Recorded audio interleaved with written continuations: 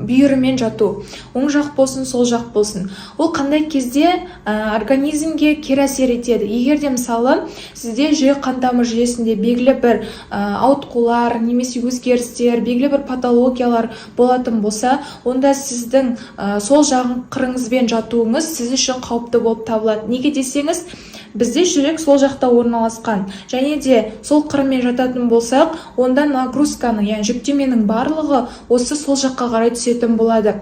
Ал екінші оң жаққа қарай ұйықтау, бұл көбінесе ас қорыту жүйесінде қышқылдылығы жоғары адамдарда, мысалы қыжыл болатын асқазанда, осындай адамдарда зиянды болып табылады.